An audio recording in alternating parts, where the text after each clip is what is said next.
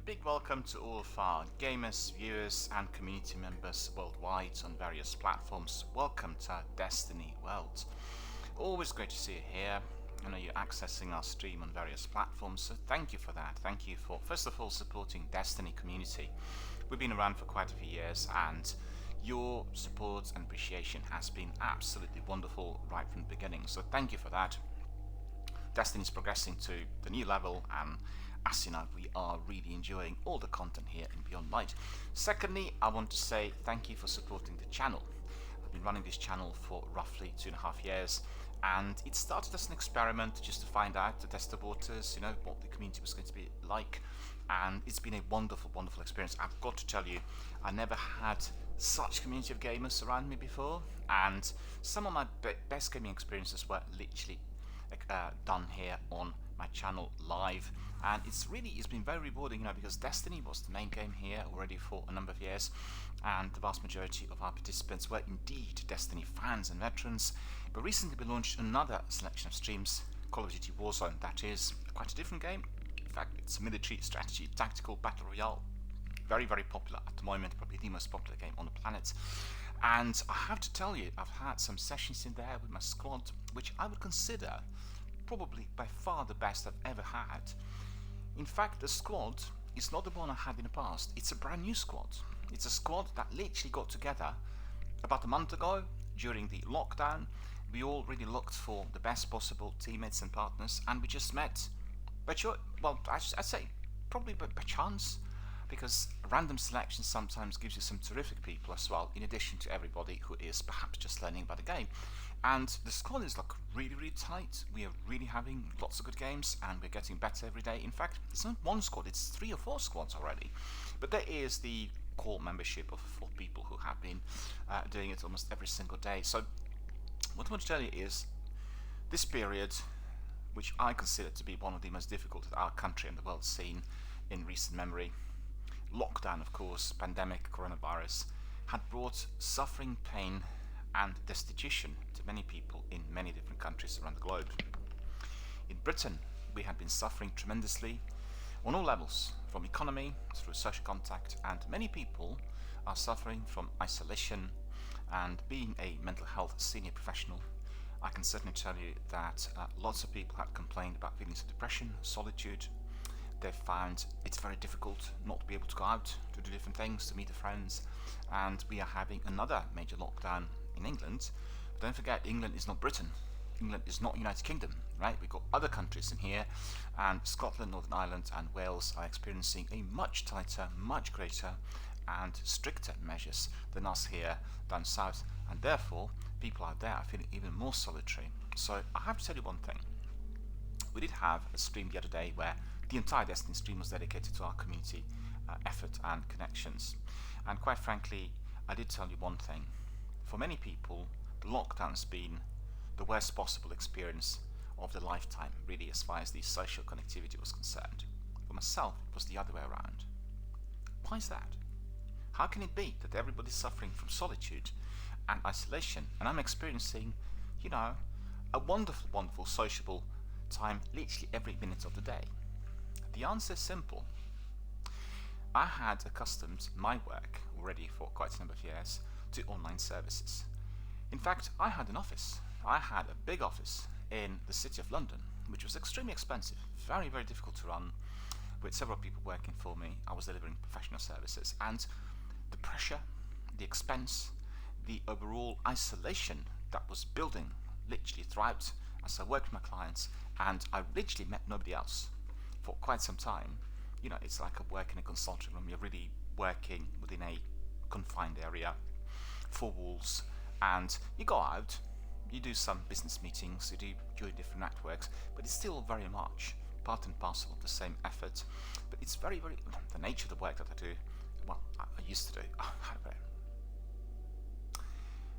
the nature of the work that basically is part of my core profession is very solitary. And when I went to a launch of eBay, and when I experienced the immediacy of that degree of trading, where you place things online. People from all over the world can actually see what's happening. They can provide you feedback, communicate, chat, etc. It was quite a few years ago, about 20 years ago roughly. I suddenly had that light bulb moment. It's like a big light bulb suddenly being turned on, and I realized, hang on, you can do the standard classical types of office work, you can do the usual. In addition, you can run a side business which will connect you with people worldwide. So for me, that was the first major step in making efforts, or progressing towards the online community, towards the online environment. That was 20 years ago, so it was like literally at the very beginning. That included a lot of activity on eBay. So it was really selling certain things, connecting with other traders, connecting with customers, talking all the time to chats, building a sense of community where you were providing excellence, where you were finding out about other people worldwide. Because as you know from my streams, I'm a collector. I like collecting graphic novels, films, music, all sorts, and a very large collection of those items. So having another collector doing the same thing on eBay at the time, don't forget, we didn't have smartphones in the early teens of the century, noughties of the century I should say. We didn't have all the other chat forums that are present today, instant, immediate video conferences. This was all non-existent. We just had the way through which we would connect via chat or indeed through emails. But it was incredible to find one person in the US, the other person in Denmark, the third person in France, the fourth person in Spain, the sixth person in South Africa, who was actually liking and loving the thing that I kind of treasured all my life, like collecting, collectibles, interesting items, archaeology when you go to the auctions, and various other forums, collectors fairs. We hit it off straight away. So in no time, from being a trading forum to which you were selling certain items, it became a collectors kind of chat forum. So I became more interested in discussing it with collectors rather than trading. So evidently that caused me some issues. But as you know, eBay had its own ups and downs over the years, and we've had a period of its glory, and then after about 5 years it just nosedived. There were lots of problems, and I think generally it is a forum that is not as popular, not as exciting as it used to be right at the beginning. For the obvious reason, it was revolutionary. It was something nobody else has ever seen before in human history. And obviously we had other forums popping up over the years, other competitors, other means to which people can order online. And I think the biggest issue there was really the quality of the produce, the quality of what was offered, the type of communication, and the overall tech side of things, where the comms didn't work, people had bad feedback, you couldn't really contest that easily. Many issues which basically were similar to what we have on Twitch, emerging due to the platform, the company size that grew exponentially in a very short period of time, but actually didn't have many enough technical or human resources that would suffice it. So that indeed had caused issues, but I progressed from eBay to other online platforms. They, for instance, included websites like MySpace, which was the first big platform connecting music with the fans, with kind of community that was going out, watching gigs live, and joining forces, particularly in London, particularly in bigger cities where you had very vibrant selection of venues where the biggest acts were to come and perform live. It was incredible because through MySpace, not just that you can connect with other musicians and bands and people in the know, but you also could connect with fans. They could talk to those musicians. It was again something completely new. Yet again, like eBay, absolutely stellar quality initially, but within 5 to 6 years it just went downhill, and nobody's using MySpace today. But at the time, every single record label would have MySpace web address for a particular act because everyone was using it. So it was incredible how quickly you could build your own community to such forums. And quite personally, I loved it and enjoyed it. I made lots of contacts immediately, and quite frankly, MySpace brought me back to some of my youthful occupations, actually occupations from my youth, where I walked around with camera and filmed and took photographs. So it actually brought me back to the trade of photography. And I spent quite some time, more than 10 years, on the road, going and taking shots of various bands and musicians, and some celebrities, some wannabes, some models. You know the way it goes with photographers, you do all sorts. I was not a paparazzi, so do not really assume that I was just literally waiting for the celebrities to come out of a hotel. That's just not my jazz. It was portrait photography, and indeed what was treasured most was photographing acts live, which is incredibly difficult. I mean, if you are a sports photographer or live music photographer, you will know getting really good shots does take months and years of practice. You really need to know what to do with your camera. I think it's a bit easier today with very advanced technology, and I'll elaborate on that a bit later. I got my Sony Xperia 5.2 phone the other day, which is the most advanced Sony smartphone ever produced, and also it does have one of the most advanced cameras ever produced. I mean, explored it a bit, looked at it, and the quality of the images, and you can use it manually. Can you imagine? You get this phone through your operator for free. Otherwise, it costs about £1,200, you know, 1,200, and you get all of that together in a package. And in addition, you get the camera that's got 4 lenses and 3 lenses, I beg your pardon, and you get also 2 bits of software that are fully integrated, through which you can take photographs, you can make films. You actually can make a feature film on that one phone. Can you imagine this? Because you've got software to edit it, and with a camera that's like 4K, fantastically razor sharp, you know, cutting edge type of resolution, highly illuminated, bright, and full of contrast. So with that phone, you can actually become a film director, but you'll need to spend time learning how to take proper photographs and basically take shots or sequences live in order to capture, the light, the atmosphere, and everything else. But you learn that. But you've got the tech. Think about it. Today, I got it in my pocket. 20 years ago, you really would need to have a crew and cameras and everything that were extremely expensive. A camera like that would have been costing you maybe 20, 30, 40,000 pounds, and only very few people could actually have them. And those people based at studios, the film studios or the production companies. So you get the idea. It's become a lot easier to become fantastically successful within the field of photography, if indeed you wanted to learn how to use it. But the equipment, the technology was there for you to use, and you could even get it through your operator. Can you imagine this? You pay nothing. I didn't pay a penny for that new camera stroke phone magnificence that is now basically serving me. I even have got now my Twitch on it, and it looks absolutely phenomenal. What I'm trying to describe is things are progressing rapidly forward. The tech is giving us the facilities and the capacities through which we can connect with others.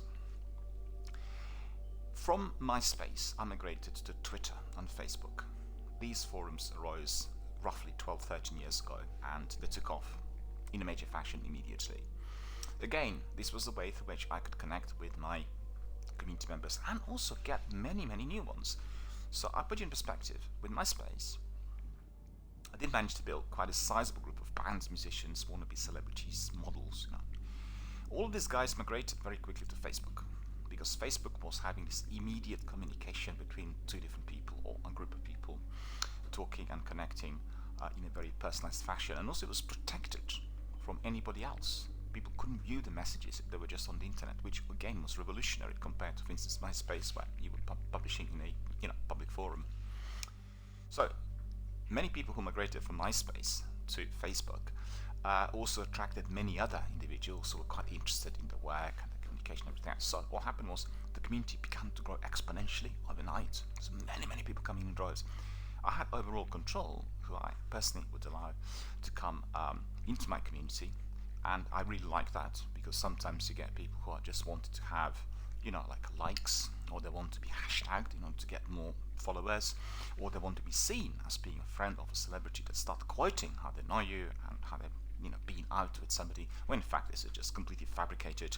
It's based on a flimsy interaction online, when in fact maybe a musician had accepted this person as a fan, just to put it in perspective. Twitter was connecting me and some of my colleagues immediately with people who are in the know. So these are the people who are running the industry, people who are there, running their television shows, working on radio, doing the planning and all the works for very big live events. And you could contact them directly as if you were using your mobile phone. through Twitter direct messaging. Some of it was private, some the other messages could be seen publicly, I mean dependent on your settings, but this was again a new platform through which you could really connect with people, sometimes unexpectedly, but most importantly, all of them, particularly during the early hours, would be responding to you immediately. It was incredible when I talked to many people who were actually running their radio show or the television program, or they were covering a particular live event, and they were responding within seconds to the messages coming in. It was incredible. I couldn't believe it, honestly. Yet you didn't have their telephone number, and you still can communicate to them. And obviously you would talk about important things, the things that are connected with the actual work and everything else that you were indeed preoccupied with. The latest in that evolution has been video online gaming, because we had multiplayers for many years and they were presented in various shapes and forms. Multiplayers had given us obviously the access to other gamers, and usually we would build small communities of few people who would do things together with us at first. Twitch had revolutionized this. YouTube followed suit with live streams. Live streams are giving us the opportunity to connect with anyone worldwide who is watching a stream, and we're not anyone in the possession of a handset. We're talking about more than 4 billion people worldwide. 4 billion people, I'll state again, 4 billion, that is more than half of the overall population of the planet, have one smartphone in the pocket, right? So if they have it, they can just click on Twitch, watch somebody stream, and connect with everyone else who's part of their community, or indeed with anyone else who's watching Twitch elsewhere. They can hop from one channel to another, join other communities, they can talk about a particular game like Destiny in here, us, Destiny veterans, do whatever they like. But the actual exponential rise of those communities is incredible, because don't forget, the new gaming is about open world, it's about PvP, which means you play together with other people, and it's about being able to complete certain tasks, some of which in Destiny, or the games like it, are very grindy, they take a long while, so you will need somebody else's effort, somebody else's input to get them done much quicker. So it brings people together automatically, a bit like if you were, I don't know, build a shed. You need some people to carry the wood, to carry out the works. It can't be just one person, there will be several people doing it.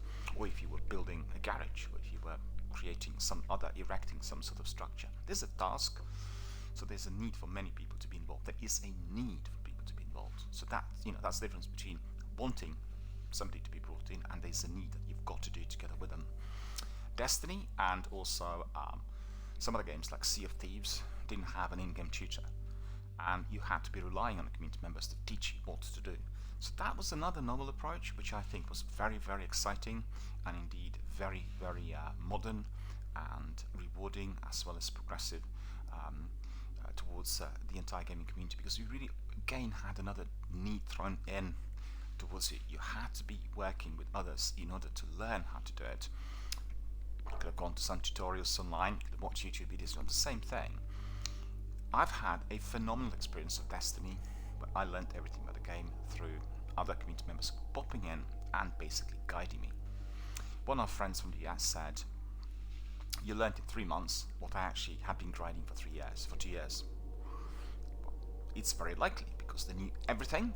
They've gone through it many, many times before me, and they could tell me exactly what to do. But I learned it from them. I relied on my community members. Also, as I was with them, I never felt alone. I was always rewarded by the company any time of a day, any day of the week. Across the time zones. You can try your stream in the middle of the night if you want it, which is not my cup of tea. You'll get people coming in. You do it early in the day, you get early rises, you get people from other time zones coming in.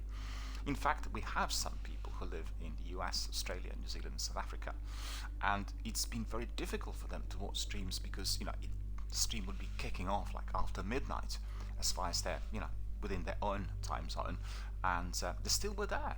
I've had people getting up at 3 or 4 in the morning in the US to join our streams and connect with other people. Indeed, sometimes even to step in, play a particular strike to get the Nightfall. The Nightfall strike is what we do here.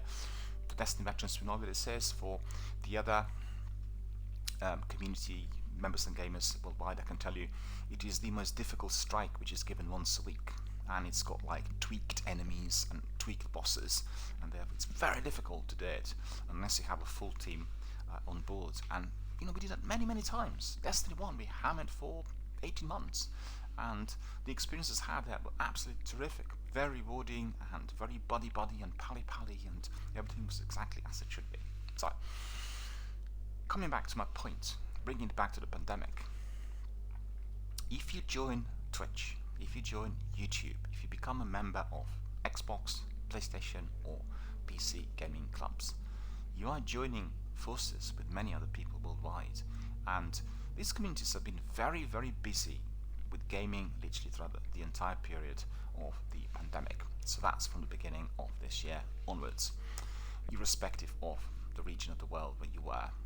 And I thought initially in March and April, perhaps May, that many people kind of withdrew a bit from Twitch and they were doing their own games, meaning they hammered, the achievements and game scores and everything else. But then as we progressed, I think during the summer, we have seen that the community was again becoming very connected with everyone.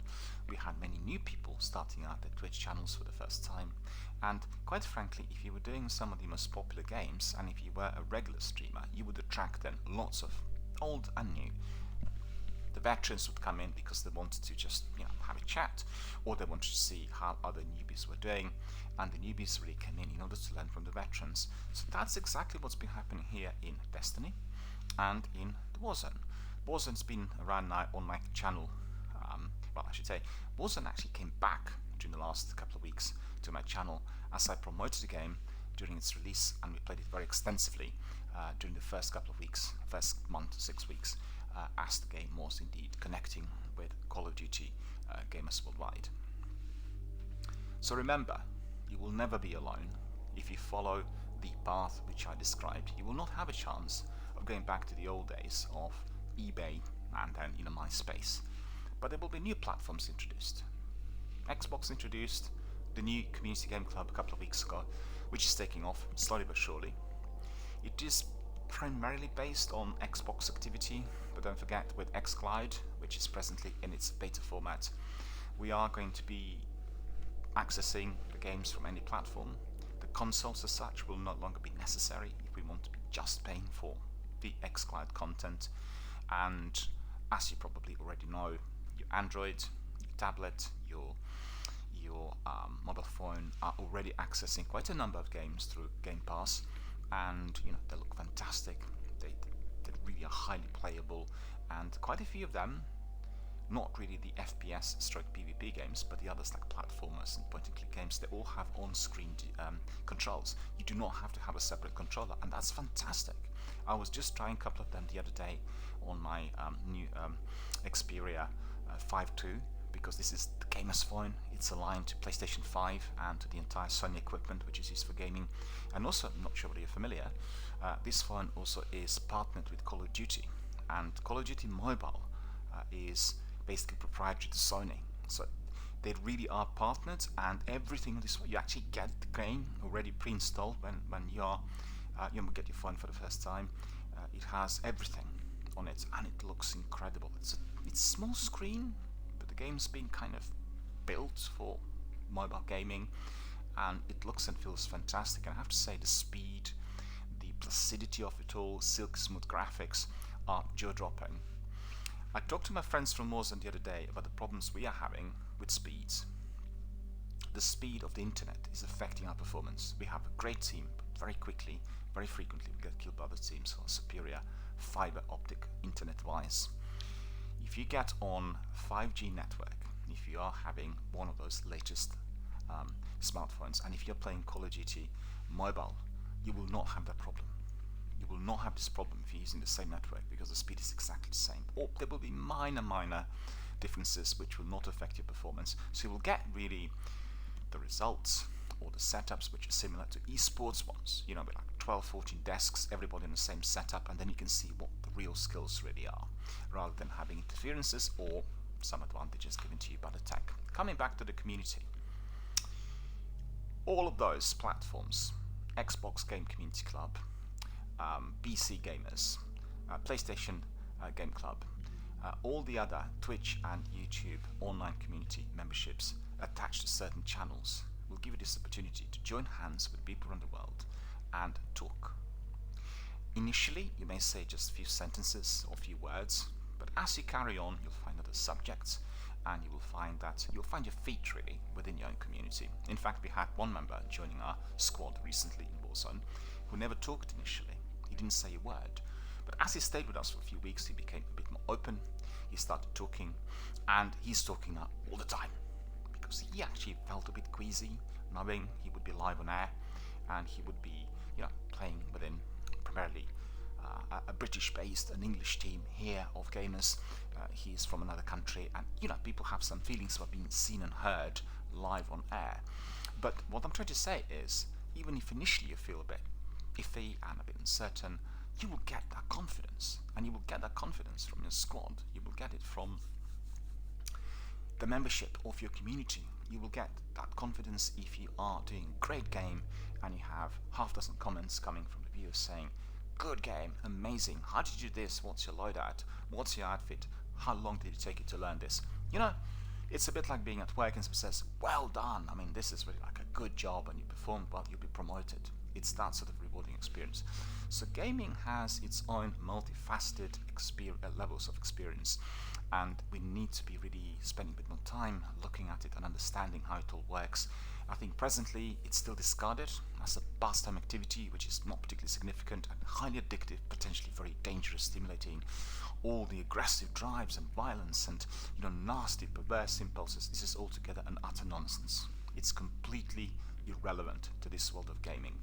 Evidently, people who have got natural propensity towards terrible things will find any means that will provide them with that fuel.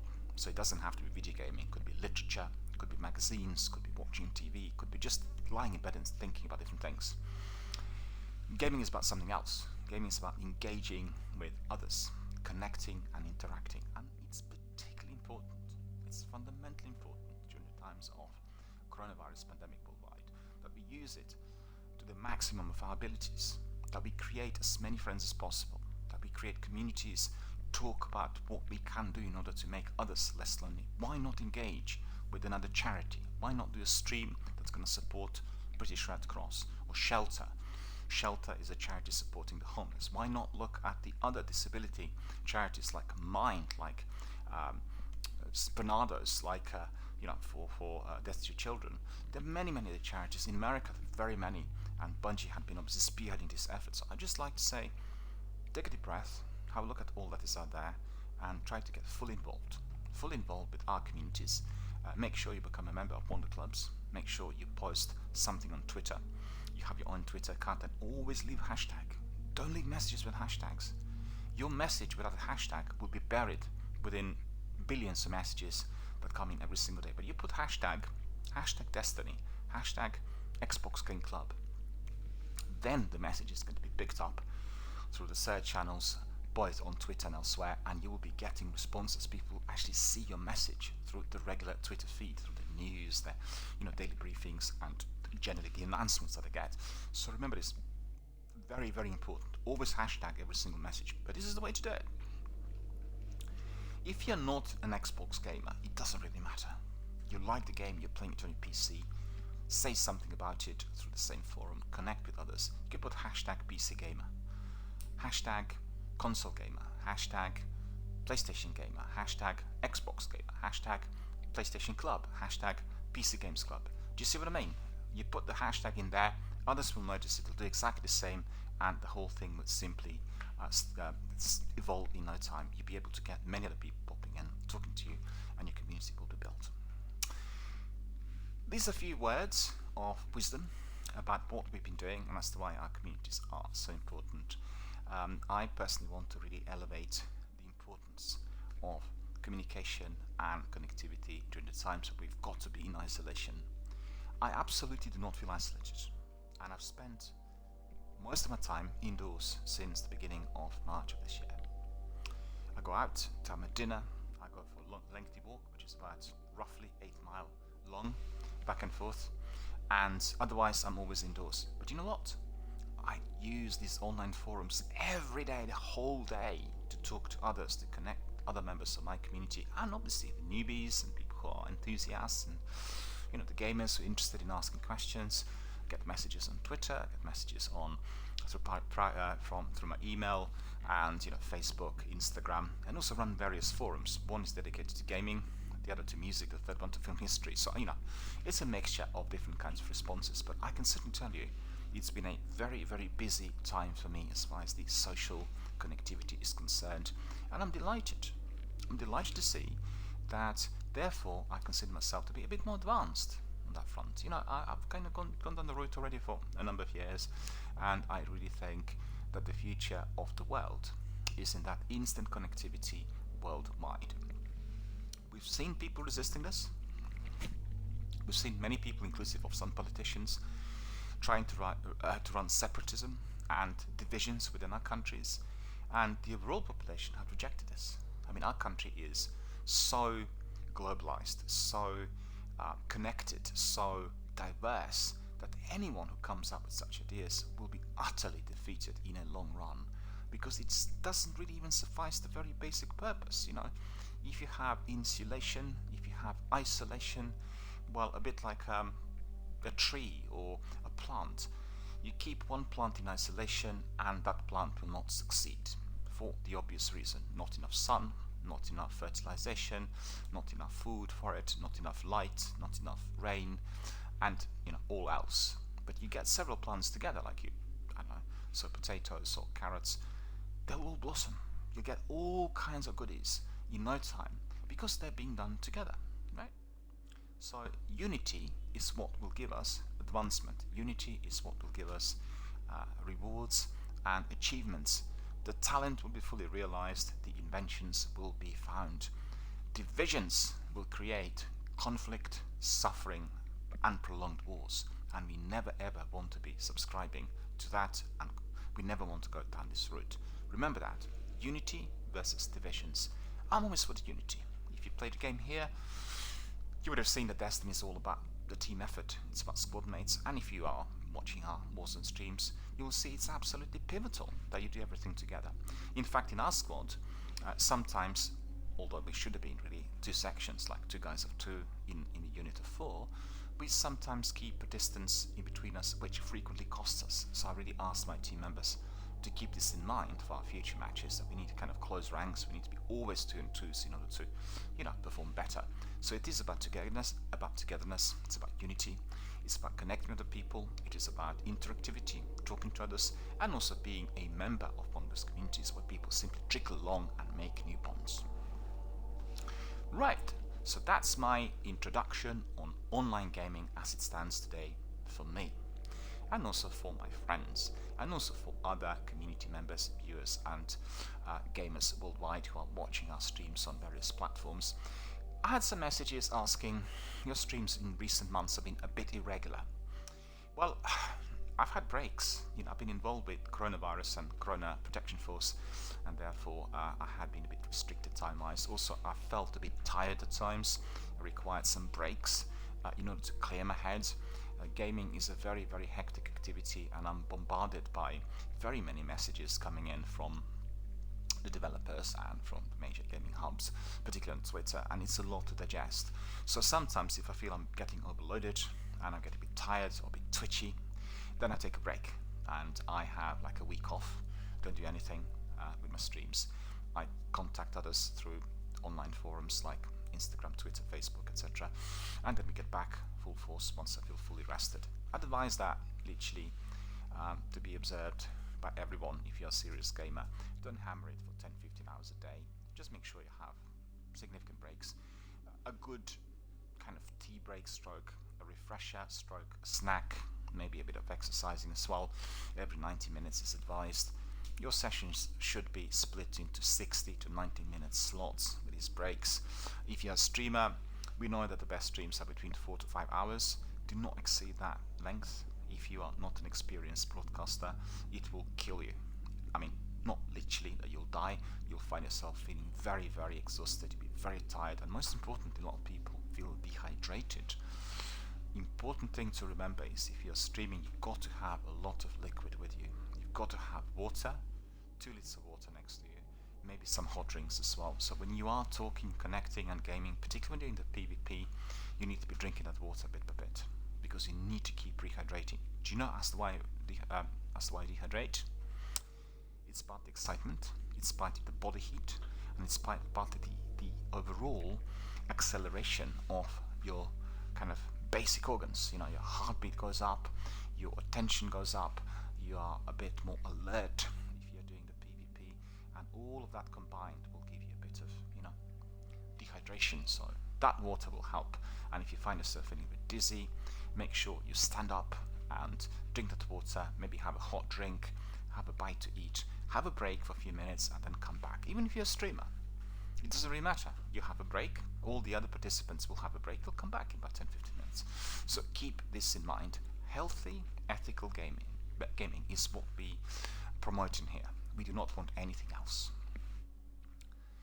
The time's come for us to look at Destiny Beyond Light. Right, we've not had Destiny for a couple of days, and yesterday I didn't have any streams, in fact, and I literally had to dedicate a whole day to the whole selection of admin chores that had to be done, and I have spent a whole day from 10 o'clock in the morning to 6 o'clock in the evening literally talking to 4 major corporations, and I had to deal with lots of different issues over there, and it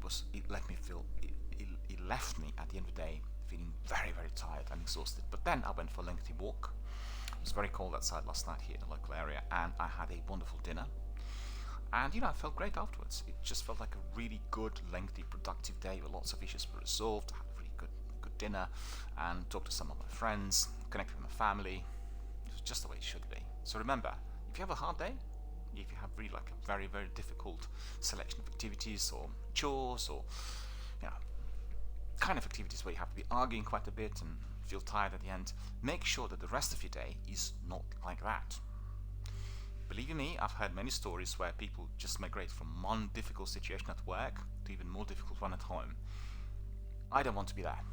I want to have a peaceful situation in either of those settings. If you were to be working at a workplace, you want to be happy and excited about what you will be doing next. If that's not possible, just think about something that will give you that sense of enjoyment. When you go back home, the last thing you want is hassle. You do not want that ever. But unfortunately, we know we get quite a bit of this due to the way our lives are run today. But do not allow one and the other to be one major hassle, because then you'll feel very much under the weather.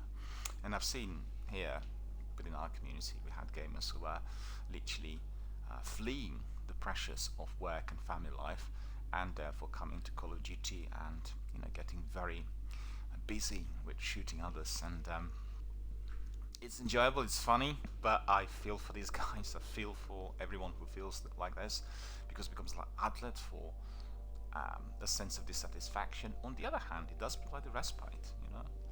In the past, people go out, play football, do boxing. 95% of those do not do these activities anymore.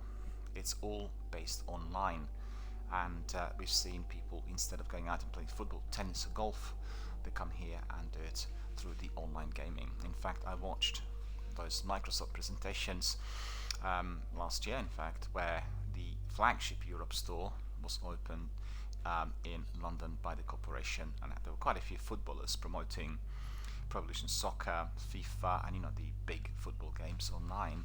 Peter Crouch and Raheem Sterling as well. And it was incredible, because Peter Crouch, being a very well-known footballer and a former England international, he said that he was quite happy for his son not to be playing football up and about out there on the turf, but simply doing it online and becoming like an esports champ. So if you have a top-notch footballer who had seen the world, who played the big matches and played for his country, say something like this, then you know that actually the significance of this type of activity is very, very great. And he was quite happy to have his son becoming the esports footballing champ, rather than just being a striker in the Premiership. So definitely worthy of note, and I can see that in the future we'll have many more people doing exactly the same, perhaps even within virtual reality mode. Sony has this Oculus, the headset which you use. It's still evolving. I think it's not 100%, and lots of people complained about seasickness afterwards, and they felt it was affecting the brain quite a bit. But I think in due course we'll have that capacity as well. So just think about it. If you're doing Fallout or Destiny and you put this helmet on and you really literally walk into this world, you can see 360 around you. It's just unbelievable, just the experience. It just brings me to Catherine Bigelow's film called Strange Days, in which people are making clips of their experiences. It's a bit like a memory which is visualized, and it is banned because it's seen like a drug. If you watch the film, you will know ins and outs. But I think gaming is certainly progressing down this route, and we're likely to be seeing some of those things in due course. May not be in my lifetime like what we've seen in Strange Days, but we need to see what really comes up. In my youth, I watched 2001 Odyssey and Blade Runner, Star Wars, thinking, well, video conferencing, like what they have in that space station. If you watch 2001 Odyssey, you'll know what it's like. And by today's standards, that seems like a bit outdated. But I remember watching for the first time, saying, "Oh, no, we're never going to have anything like this." And today, look at this. I'm doing my Twitch stream. I've got my WhatsApp. I use my Skype all the time to talk to people worldwide on my phone as I'm traveling to London on buses and underground. Incredible. We actually exceeded the expectations even of that sci-fi monumentally successful feature film. And with Blade Runner, you can see that we didn't reach that post-apocalyptic world, cyberpunk world, you could say. But the characters and the people in there look a bit strange compared to what we have today. But if I'm not mistaken, that Blade Runner was taking place, was it 2010 or 2020? Or so it's literally the years that we are living in now. And most of the other inventions, such as internet, are not present in there. And it's interesting how our fantasies really construed and elaborated on certain inventions, when in fact the reality brought us something completely else. And I'm very glad to be living in the era where I could just see the evolution. And I have to say, the internet, online communication, online activities and communities have changed my life completely. And at some of the most difficult times, I was able to find a beacon of light for myself and indeed always enjoy it. Coming back to Destiny, we've had Beyond Light during the last couple of weeks since it's been released, and I thoroughly enjoyed it. I have not seen any major negative comments or feedback online. I think everyone was quite happy. They really see it as a natural progression. Shohan, Cosmodrome and the old maps being brought in have been definitely embraced, and we had just touched on it at the end of our last stream, so I'm very excited to progress down this route today, have a look at all the activities in Cosmodrome and explore everything else that Varix and Nexus Stranger are going to give us. So without further ado, we'll just simply crack on and enjoy our Destiny Beyond Light. The message here tells us next week in Destiny. I guess that starts today at some point after 6 o'clock PM in the UK.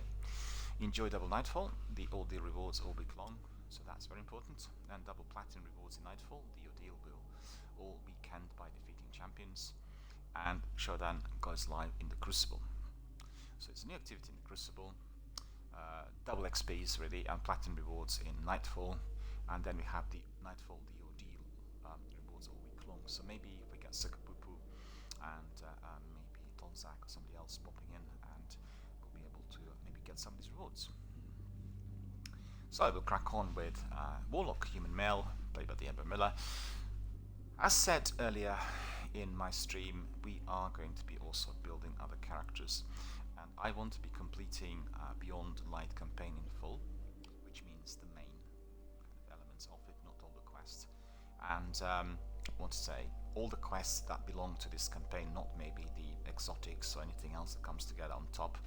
And then we'll go back to building our characters, and we'll go to Hunter and Titan in order for them to be built, and most importantly for us to see what this game looks like today, because I've gone through the entire game through my Warlock, and we've seen all the activities on 4 planets that now disappeared, and I'm quite curious to see how the game will be progressing, what activities we'll have in order to kind of learn about Destiny World on a different character. And also I want to have 3 characters in the same way as already we've had in the original game. So that will be the next step. I'm not telling you when this is going to be. I'm not sure how soon I'll be able to migrate to my hunter. But once we start on the hunter, we'll literally go back to the very beginning, and then we'll see how Shohan is to pop up as an in-game tutor, a guide in Cosmodrome right at the beginning. So I'm very curious, because we've gone and met him at the end of our last broadcast, but we didn't really see what he would have done previously. He was just like one of those non-playable characters at the moment. Right, Warlock Mel, DRBMiller.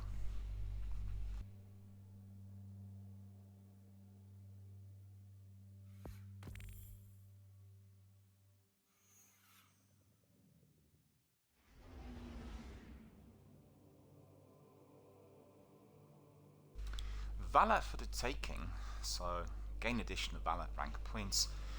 The Crucible echoes with the songs of the valorous Guardian. Harness your light, crush your enemies, and reap the rewards, Lord Shax. For a short time, earn bonus Valor rank points. Well, maybe we'll try. Maybe we'll try a bit of the Crucible. Why not? Because we've gone already through Beyond Light quite a bit. And Deep Stone Crypt. Right. Below the frozen tundra of Europa lies the Deep Stone Crypt. For decades it's remained dormant until now. It requires Destiny Beyond Light. So what we'll do is we'll take a nice screenshot of this. This looks very memorable. New exotic quest, Speak with Banshee, requires Destiny 2. So lots of new activities, and I think what they did say was we'll get many new quests and add-ons during a season as we carry on. Lots of these will be tied to the RPG elements, i.e. the story. And if you played Beyond Light so far, you would have seen that they made it a bit more interactive. You have non-playable characters talking to each other. They talk also when you are idle in certain areas, and you're also able to use equipment like television sets, radios, walkie-talkies, or anything else that you find out there. And therefore that is kind of going down the route of some other games. I guess probably the closest I've seen would have been The Division. I think that's the model they're approaching, and I actually would like to see the system through which you're collecting different clips, and then once you collect all of them, you can watch them all, and you can really get a very good picture of all that's been happening in there. I think it's a very good way of doing it. First of all, it makes you grind because you want to see those clips. Secondly, you will become more accustomed to the story, and it's almost like a separate, well, collectible selection of items, as well as an add-on elements to the campaign. So I really like the idea, and I hope that Destiny will be integrating some of it. For instance, I did say to Bungie, I felt that having cutscenes kind of put together would be very useful. And a bit like on the Matrix, you would have the Destiny saga, and you just click on it, and you can watch all the clips, all the cutscenes together at any given moment in time, and that will give you an automatic prelude to all activities and introduce you to the story overall, the way the story is, and the way the Destiny adventures and world were unraveling so far. Also developer diaries, and I've gone to Disney Plus yesterday. They have Mandalorian, which is Star Wars television series, accessible through the hub. And what I particularly liked was they had also a section dedicated to making of. And loads of clips, loads of interviews, loads of photographs, as well as interviews on the set. So you get a really overall experience of what it's like to be making such absolutely magnificent project. When you are in it, the way it is, you watch it, and then later you learn all about ins and outs of how they made it. I think that's really fascinating. There's also an incredible documentary on the Lucas history and the way they managed to get enough money and human resources to do the first episode of Star Wars, the one with Luke Skywalker and Han Solo, released in the 70s. And it's a very good guide to all that is Star Wars related. So if you have a chance, definitely step in. But I'd like to see the approach in here, which is similar with developer diaries. And Sony had this on Quantic Dream games like not Beyond Soul, but Detroit Become Human. And I really enjoyed, first of all, playing the game and then unlocking all the content which was to do with chance, definitely, first of all, go to Detroit Become Human, watch it, play it, and unlock all of those documentaries, and then watch them as he completed everything else. And it will be very, very educational, very enjoyable. It will give you a very good oversight on what it's like to be making one of those AAA blockbusters. So, Open Director, we are now off to the tower.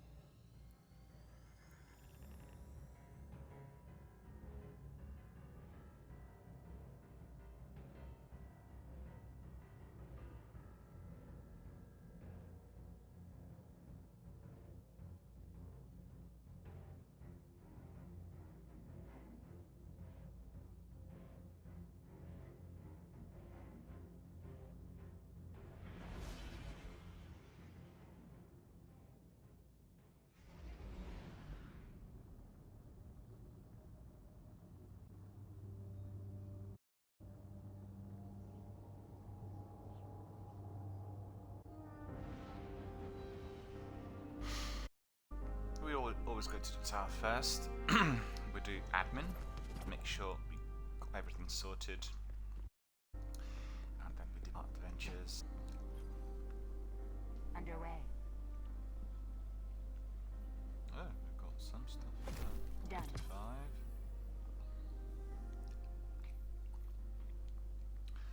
Looks like our inventory is rather full. 41. Well, this is what we do not need. 17, 41, 42. Vinegaroon. Okay, very good. And that's 46. Even 54. Well, the blues does seem very, very unappealing. 40. 5. Okay, that's a straightforward swap, is it not? Get rid of that one. We need to look at the helmet we've got there. Energy is 5. So in here we're going to 3.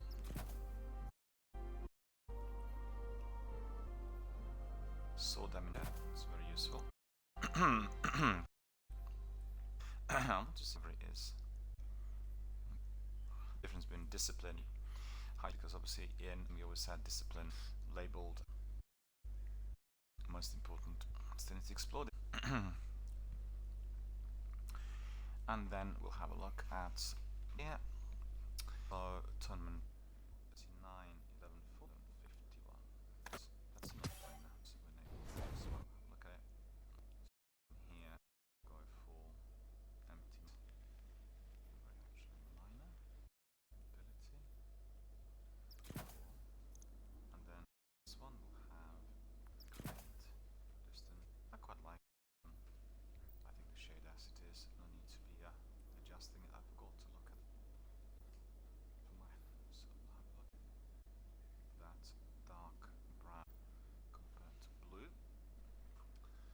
That blue 11, 50.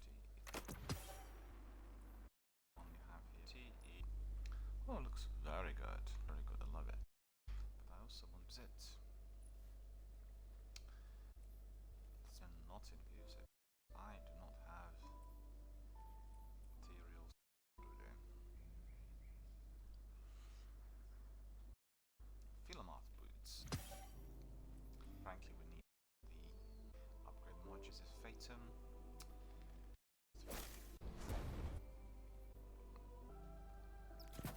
Discipline, recovery, finishes, key.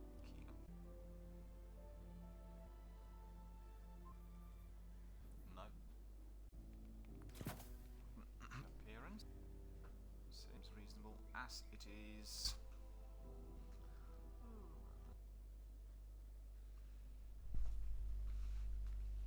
So what do we have here? Okay, that's all in order. Gee, what's this? Now I forgot whether. Yeah, I guess 58 is a bit high compared to what 40. Look it up. 58. Acknowledged. 46. 41, 17, 40. Oh, it's better 6 as well. As well. Okay, nice. So, Hope for humanity yet, Guardian.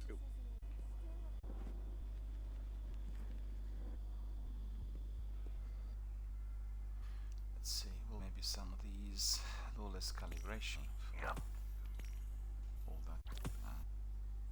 They introduced these new materials, you know. Not none of that enough, but it doesn't seem right. So it will need to change some of the items. So that's 55, 750. Right, so we reset 50. This needs to go up.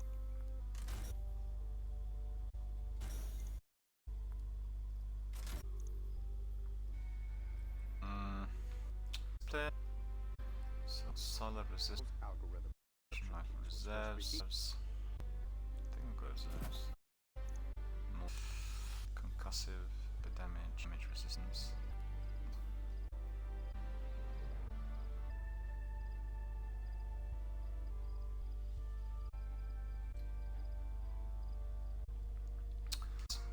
Robes of Opt. Happy with that. Can let keep it glow. See that.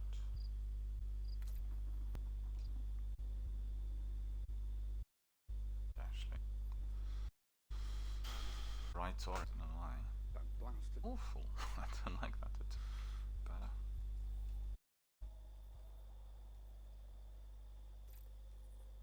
You woken don't age the way. Traveler. Just give me all that orange and that orange. Okay. Still prefer the other one a lot more. Newsfeed for the war call.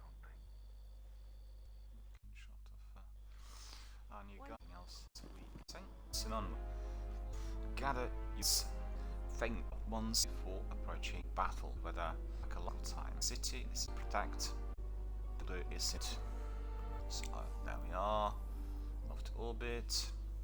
Always sees, yeah, got about it. Leave nothing behind. I think we actually acquired some. All been sorted. What do I need to do? Pretty glowing. Alright. Got this celebrant. Oh, it's airport rewards we have. But then we'll also. Jules, look up. Up on up. Yeah. Let's see, let's check out the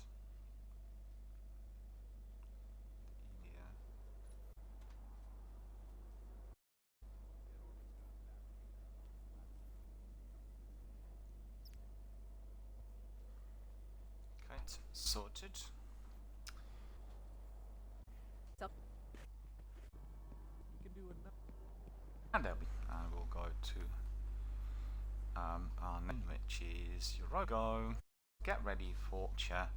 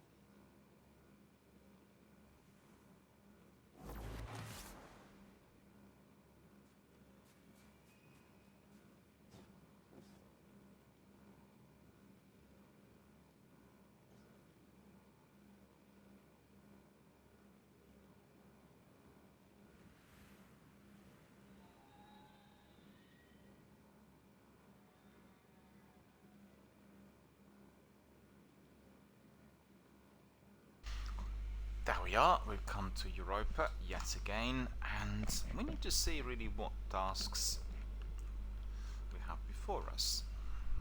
So first of all, we'll look at what progress we've got there. Okay, map. So we have barracks in there waiting for us, and I remember what it was. We need to be collecting some materials. Backers defeated.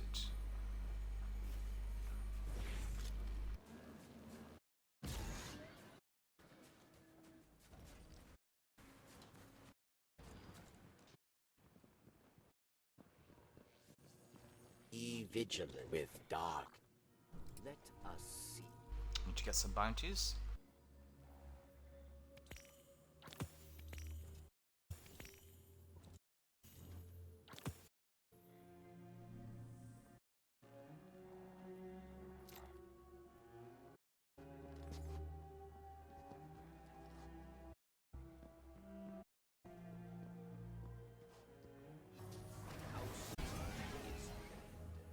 But barracks still stands.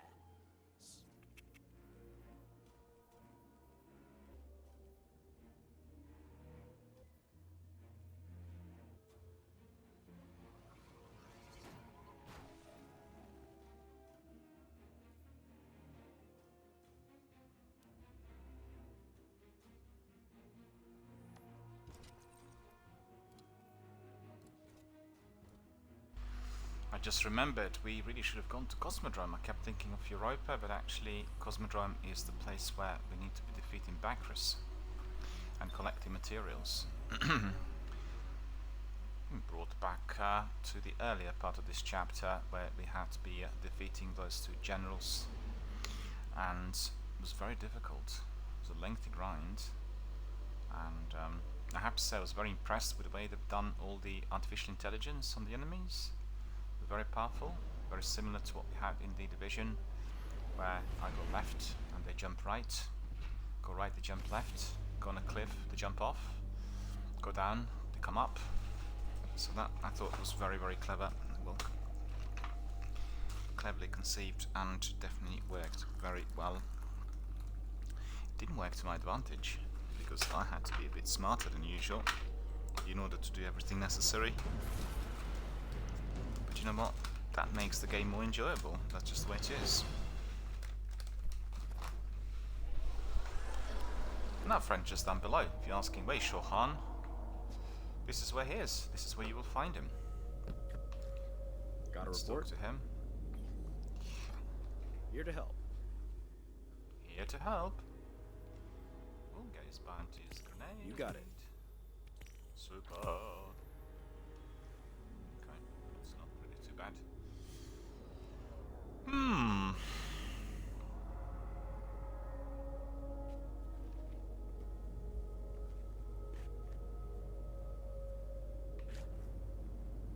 Oh, there's a chest in there. What is that? Let's see.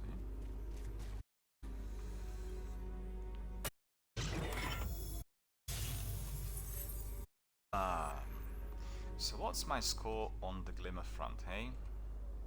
Shall we not just have a look? 1678 after all of that grinding. That is abominable. That really is bad.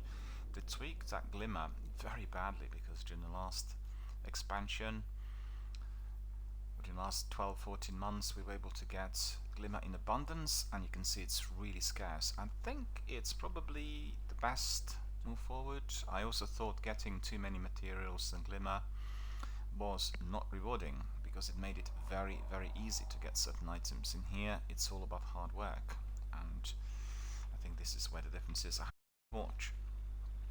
Well, I watched developer diaries already, but I need to read some of the postings studio on Bungie website. I want to find out what and behind some of the tweaks is. I've got to tell you that when I'm looking the result here on this really mastered version, it'd be very much of 26. Seems to be very detailed. It's very colorful. and much enhanced to the old. So Cosmodrome is, well, still the same place, but feels very different. How, how could I miss it? What on earth was I doing? Headshot.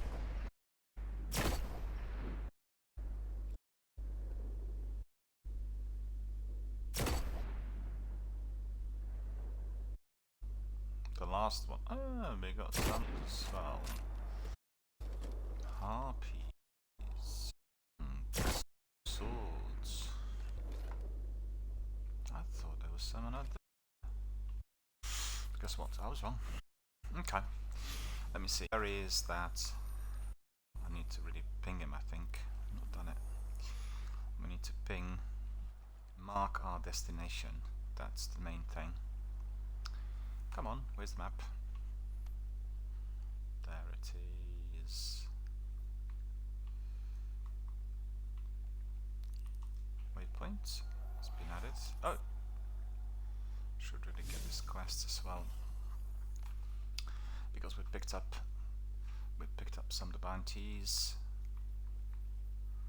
And yeah, so that's all in order. Right, needs to be A, but looks of it. Backry seems to be there. Maybe. Possibly. Let's see. Can't really get through that. Up! Gone the wrong way.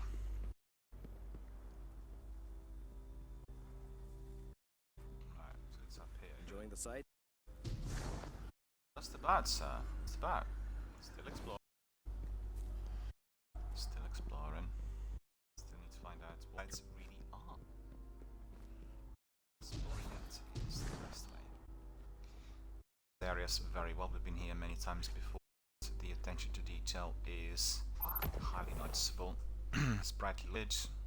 You can see every single scratch on any of the set, and it does look like it's been prepared for next gen.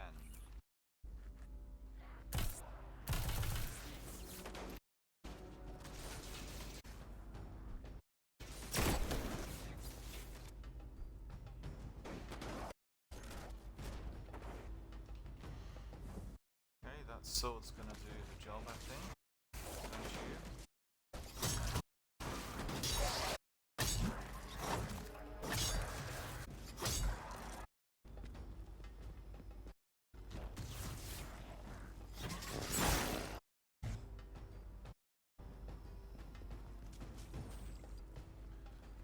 You're asking us what sort of is he using? It seems really falling guillotine. So that's a replacement for Drinker from the original game. Dark Drinker has this spin, and I'll show you this one also does have a. So it's much appreciated for enemies and these situations where you need to be eliminating all of those guys that are trying to attack you at once. That's good. I think I've got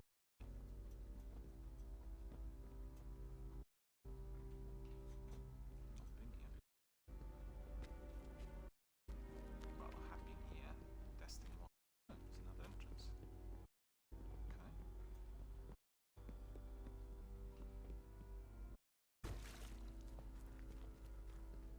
That's definitely the way in.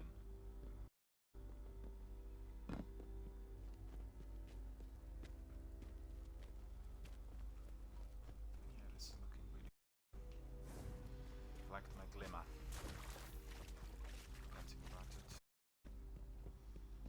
Forgetting about it. Not a good idea.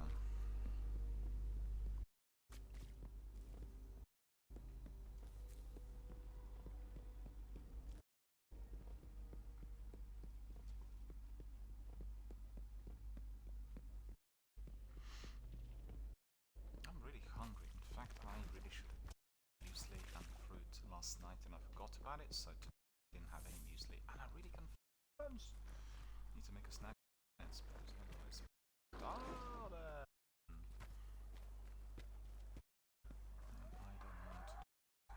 So we'll complete this this section of the chapter 2, and then I'll be back. Have a short break.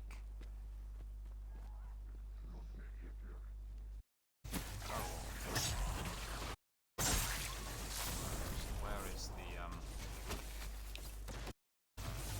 this guy? Gonna jump. No jumping. Fine. Void calibration already done. Progress 4 out of 50. Okay, backers defeated. Chest. Okay. Some. Trust me, I know where the glimmer is. Very useful to have mods that tell you the chests.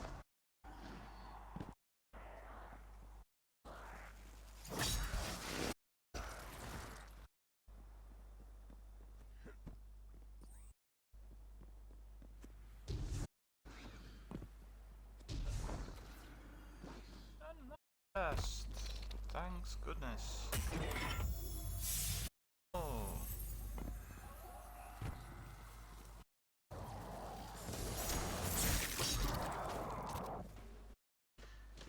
Okay.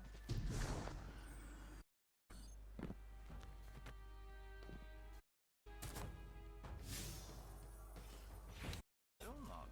Okay. Must be in some other area. Oh.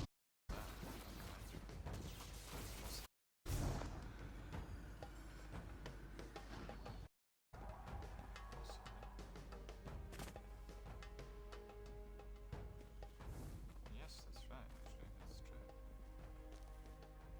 Well, this cluster was not there before, so that's new.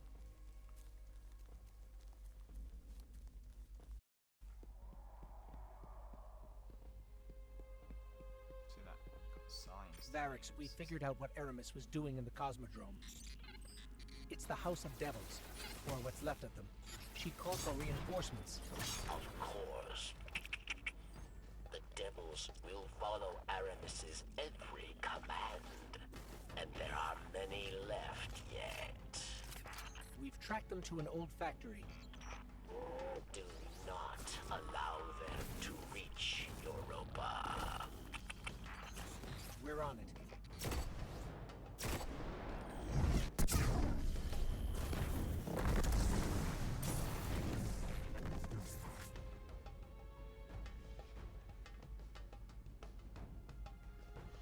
Supers are charging fast now due to these mods, so that's very good.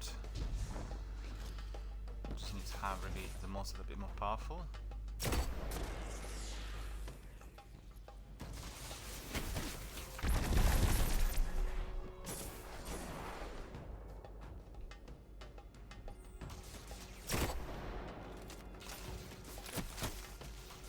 Reload!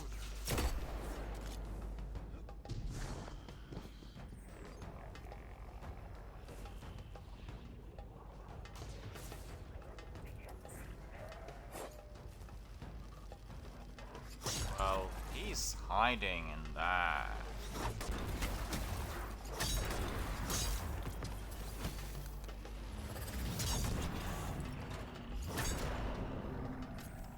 That's awesome. Split in 4. Right. Very good. So what is this? Let's bring it through.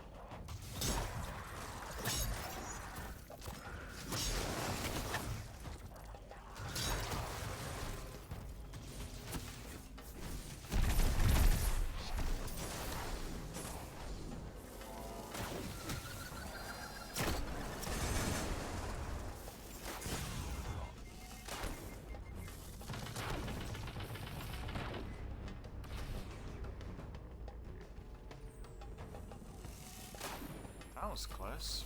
That one needs to be gone. Well, it's not going to happen, but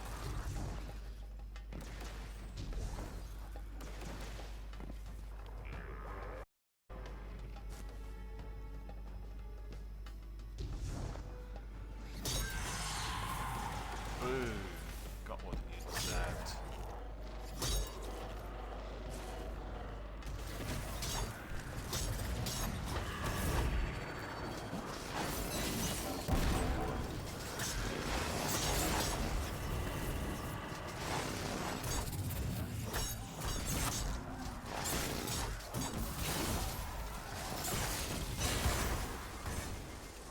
were exploding shanks.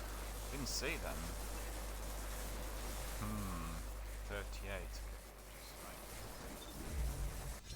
Okay. Got enough. So that's good.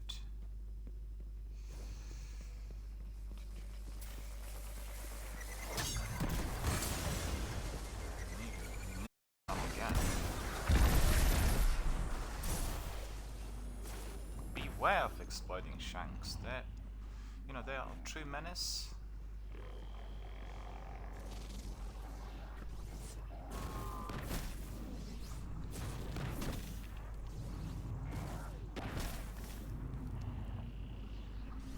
It's been very cold during the last couple of days here in my local area. Yesterday and the day before, when I was walking back, it was literally almost below zero. It was about 1 degree. And I had my dinner, and I was eating it in the local park, and talked to some of my family members, and it became so cold. And you know what I did? I just literally doubled it all the way back. So it was 4 miles of very fast walking. And I felt very, very warm immediately. So remember, if you're outside, facing some cold weather, just start walking really fast. And for quite a while, you feel very, very warm. It's funny, I just remembered yesterday that for many years, the only thing I wore was like a t-shirt. Obviously I had my coat and everything else on. But it was to do with the fact that I really walk very fast. And I warm up really rapidly. And never wear jumpers. Never. Not been wearing them since I was a child. I find them far too hot. It's all the walking and exercise I do, you know.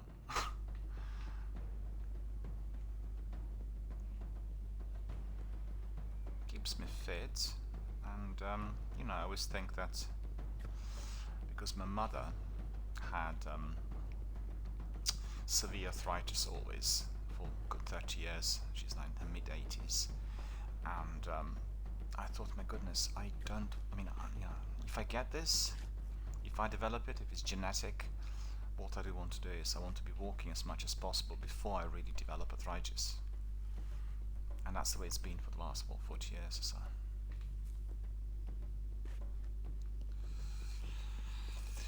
Alright, so.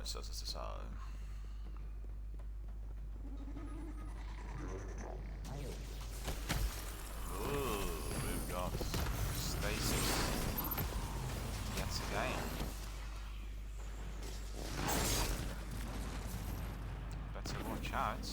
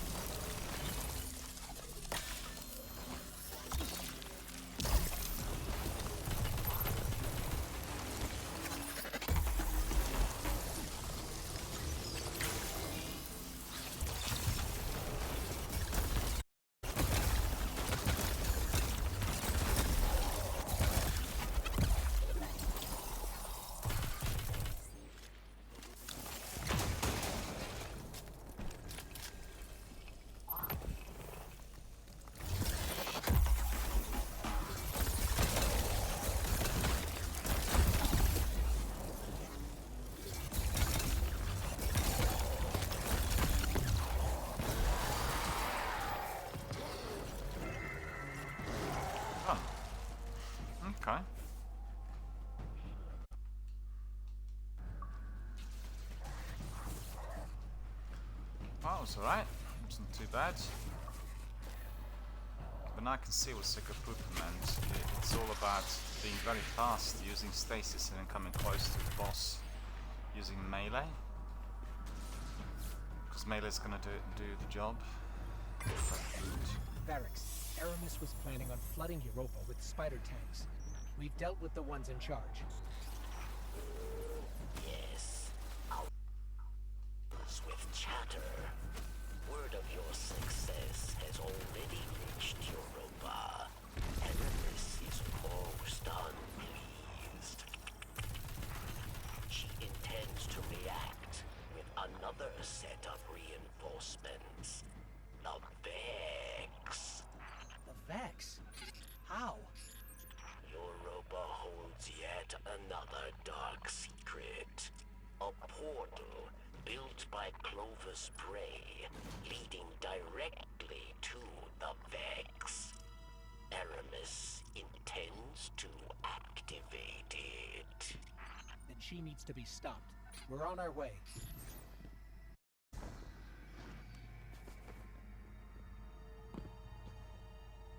Aramis is a formidable enemy, needs to be said. But what I do need to do is I need to get my snack. Right, so that's what I'll do. So just bear with me, 5-minute break, and then we'll have a snack. I'll have a snack, and we'll carry on with the adventure very, very shortly. So stay with us, I'll be back. Hang on, I probably need to go up. See where else we need to go. Next task. Glassway completed. Okay.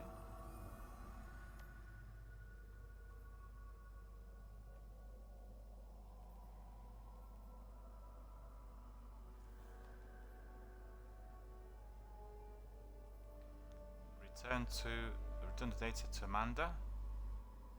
Glassway strike. Okay, I see. Okay, that's the next thing we need to do. In fact, we'll do the strike. The strike, then we have a break. Sure, stuff that completed. Got some currency, I think, and some materials. Then this one, out with a bang, completed. Void calibration completed. Oh, got some materials. That's very good.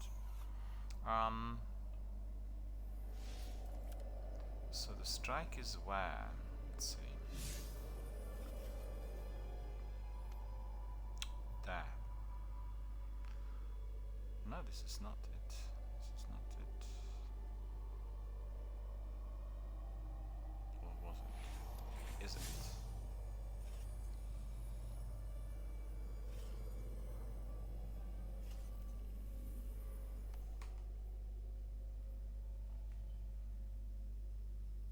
Selected from the Europa map. Alright, I'm basically doing something completely wrong. I'm not looking at that map. So that's where the trouble is. I've gone the wrong way. Is there anything else we need to do here? Is there anything we need to do here in the Cosmodrome? Let's see. No, not at the moment. It's all clear. All clear, all clear. We have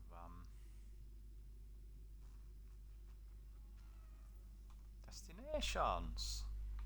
Europa. Europa are there. Okay.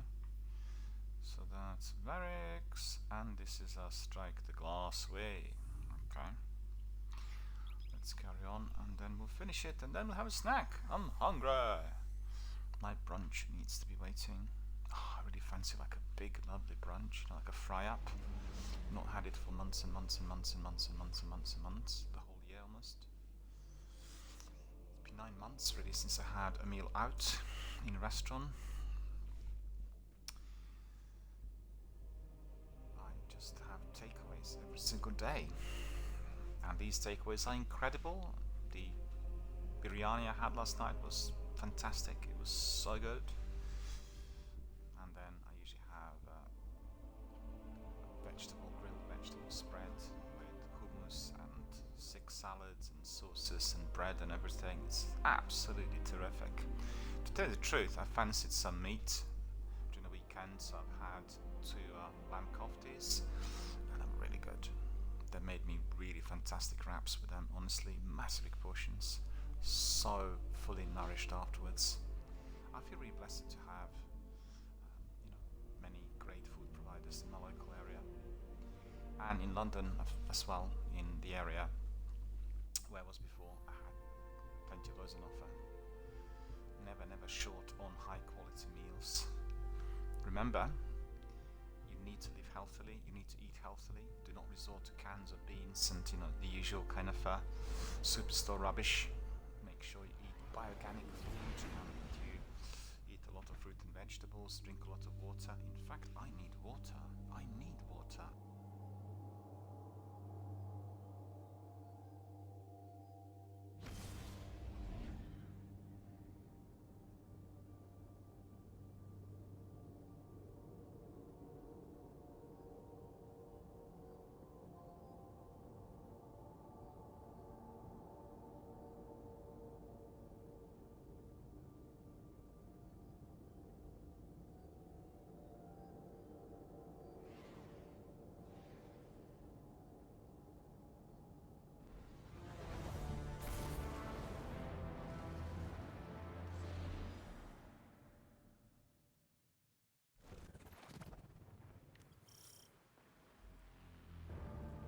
Varix, we're here. Heading in after Aramis now. The portal within. It was built in your golden age to study Vex. But Vex escaped. Murder me. You must hurry. Devastation is all we face. Aramis opens portal. We're on it. It's nice to find you. You must not do this. Do care for our people. Follow, traitor.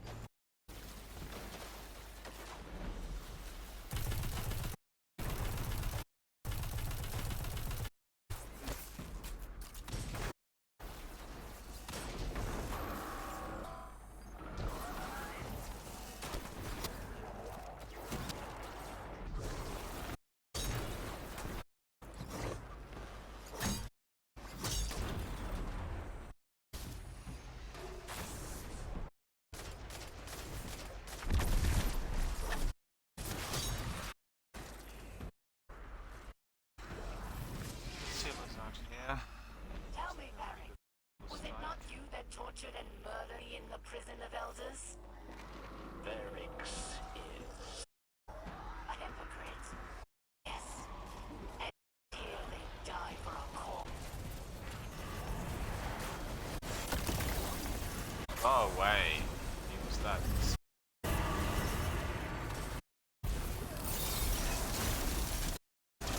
Slightly on the level. Just realized.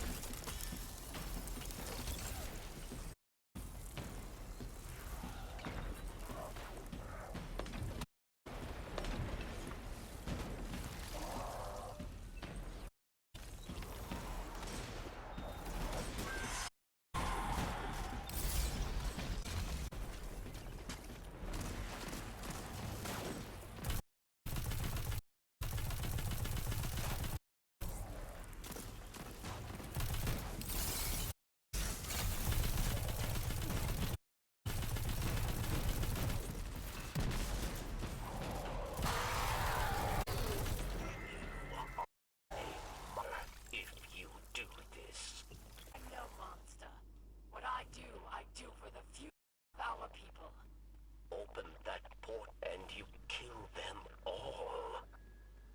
Many will die, yes, or shall live. Oh.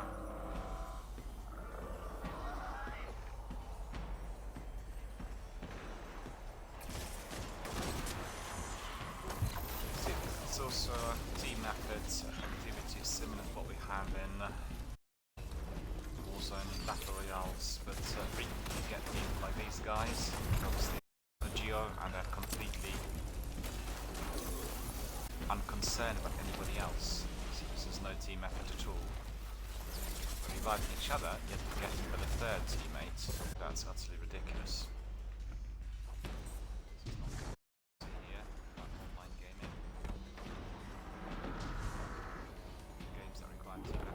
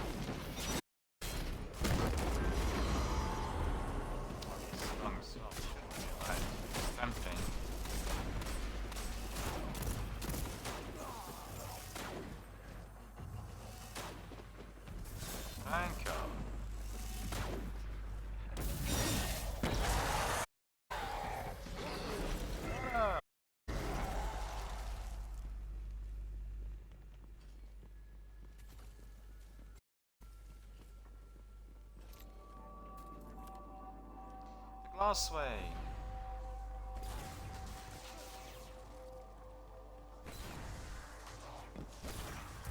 Our world died, Varix. Do you recall? We were absolutely powerless to stop it. I tried everything to put it behind me, to move on. But in my head, I could not silence the collective cries of our injured and dying. But then, darkness presented itself, and I took it. Finally, Barracks. Finally, I felt I could do something. So go ahead. Call me a monster.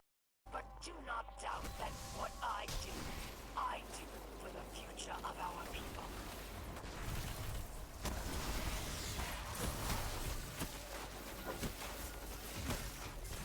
Believing all this is the desperate plan of the Carrion Man, rather than a step towards absolution.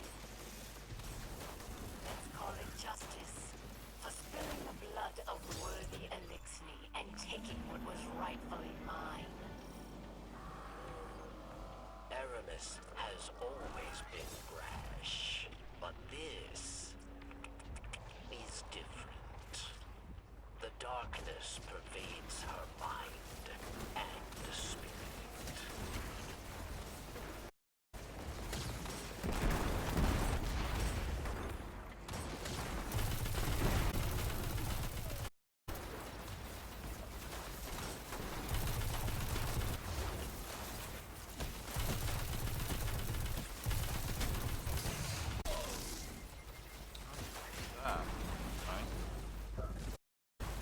Thank you.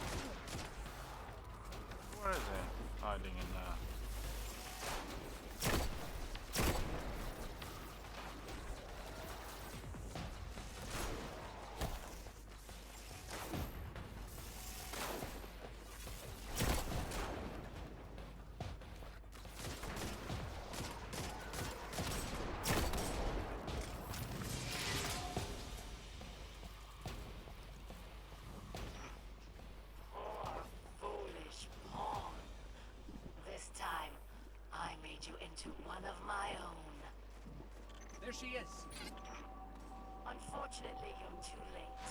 I'll just have to eviscerate you another day. If you make it out alive.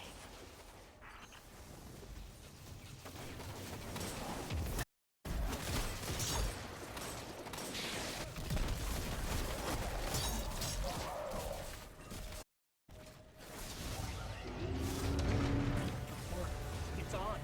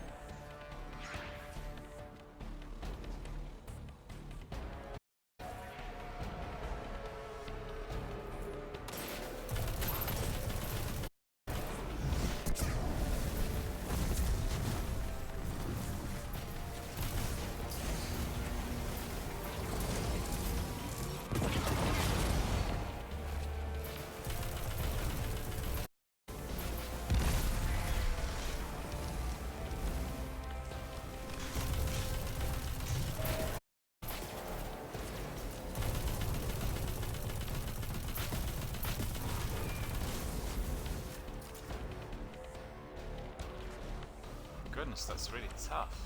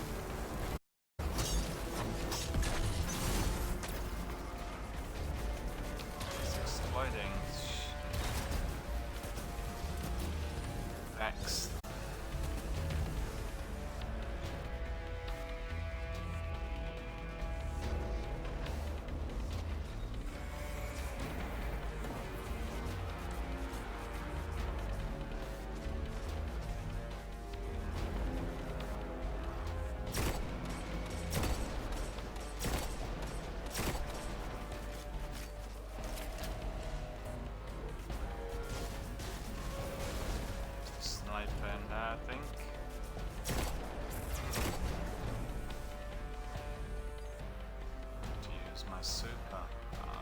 I just gone.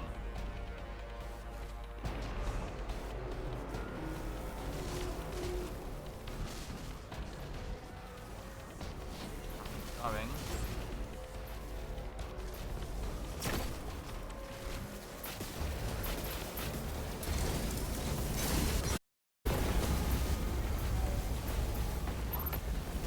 That's good, I got now.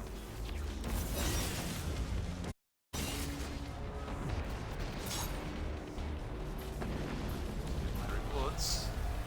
Upgrade modules. Let's see.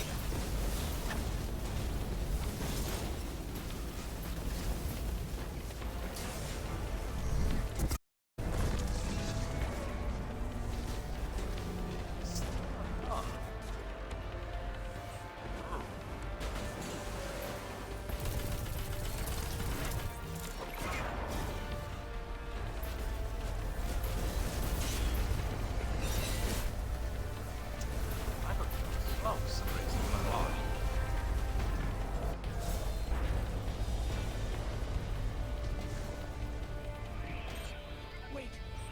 I never saw that radiolarian fluid going. Everness, what have you done?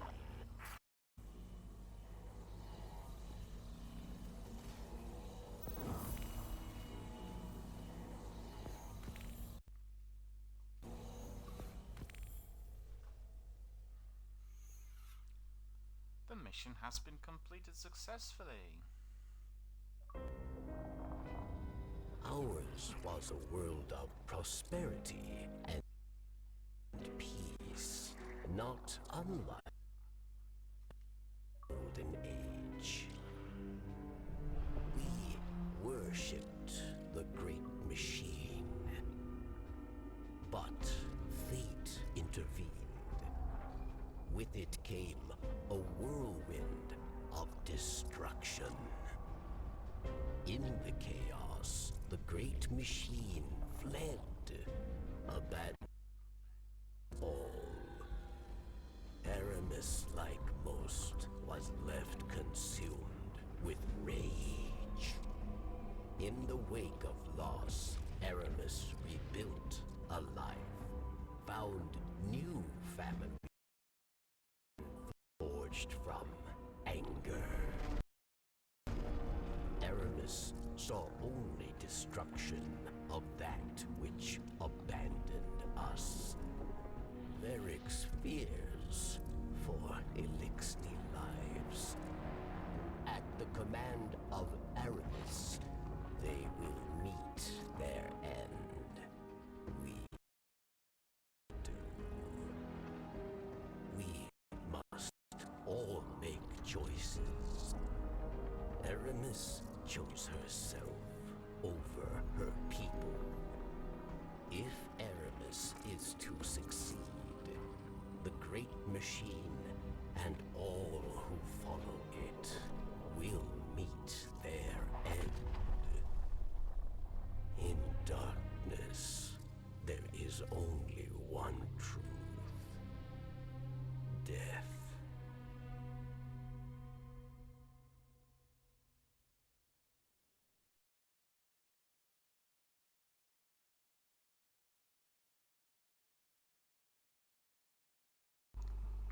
In darkness, there's only one truth: death.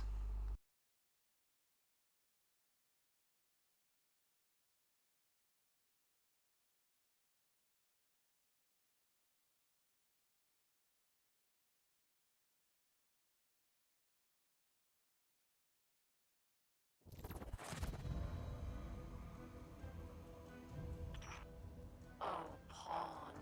In another life, we may have been allies, but instead, you put us at odds. So I have no choice but to use darkness to rip, shred, and tear through every single one of your kind. We won't let you.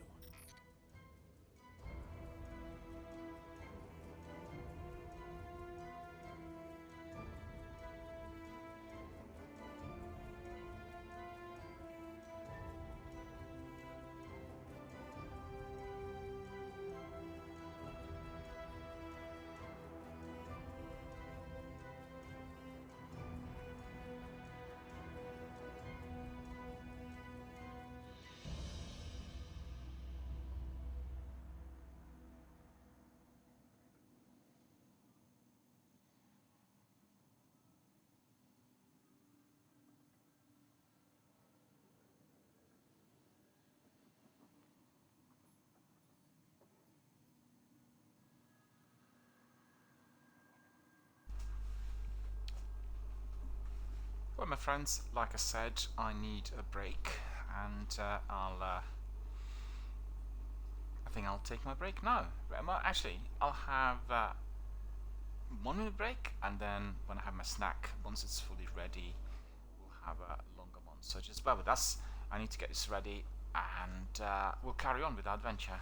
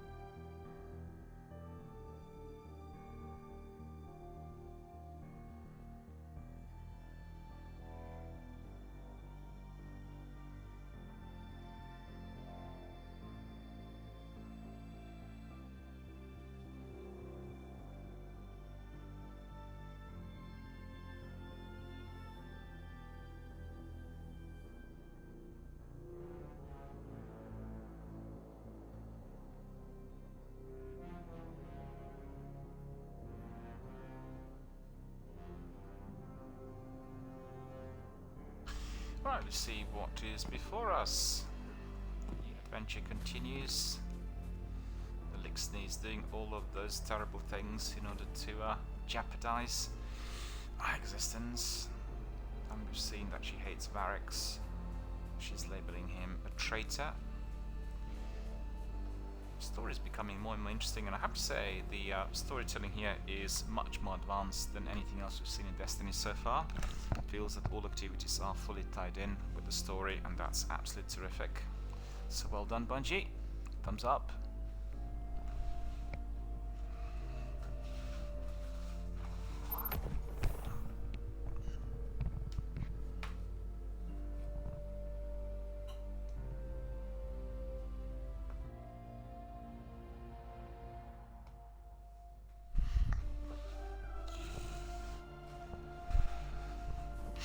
Alright, so we'll carry on.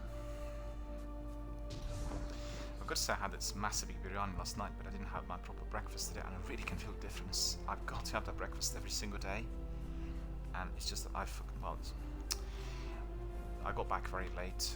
It's too late to go to Tesco's to get my cereals, but I'm going to do that before I go out for my dinner today, just to make sure I don't really miss out on my second day.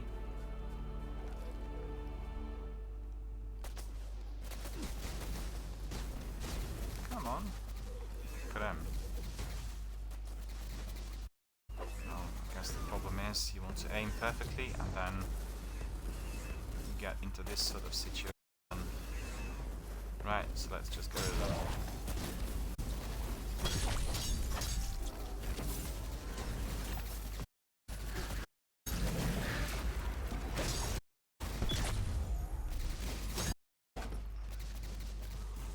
Oh, we got a chest in there, that's good. It's interesting to learn how the Vex were really released.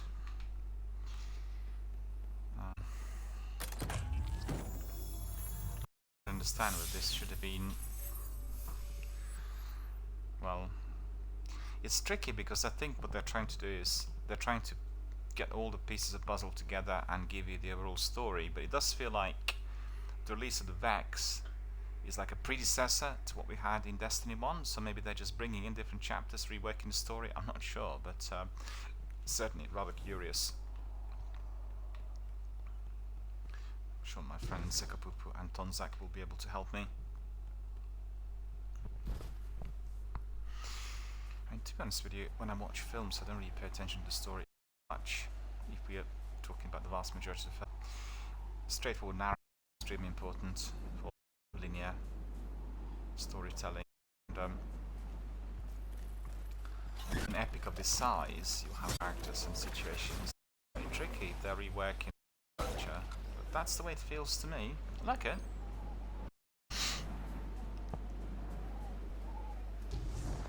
There will be Destiny Saga in the end.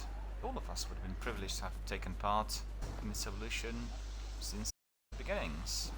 So that's pretty...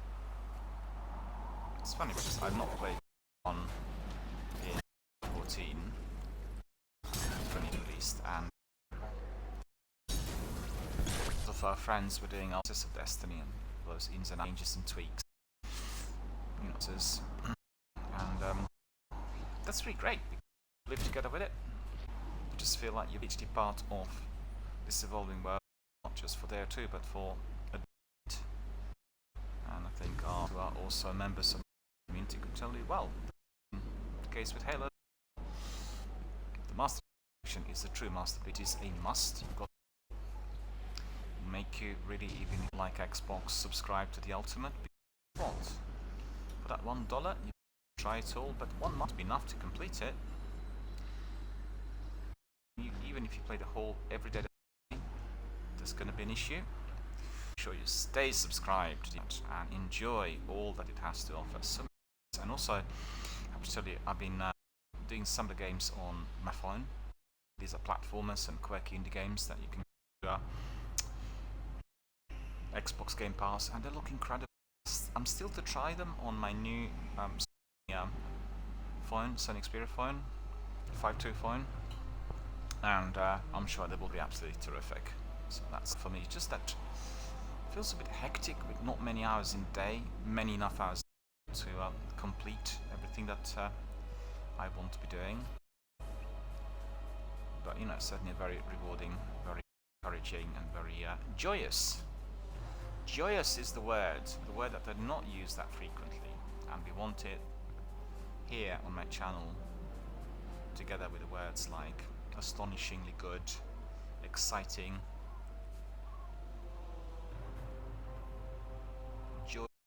joyous festivities, joyous right.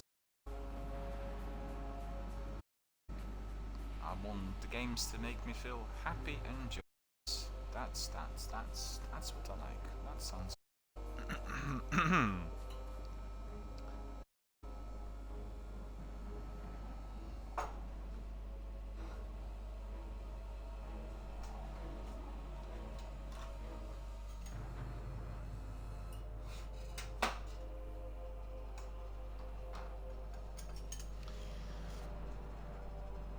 the difficulty is there are so many good games out there that you really have to be a bit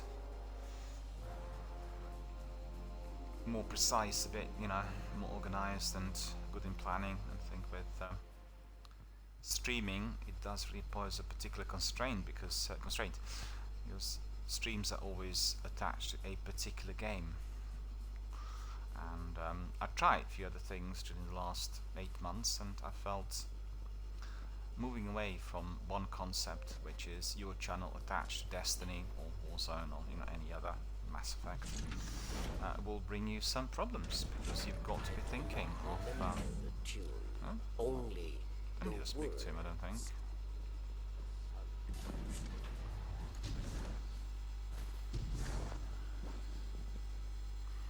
It's interesting because you can see with some of my community members and teammates, they will approach your kind of online gaming activity differently if they know that somebody's watching compared to just doing it for themselves.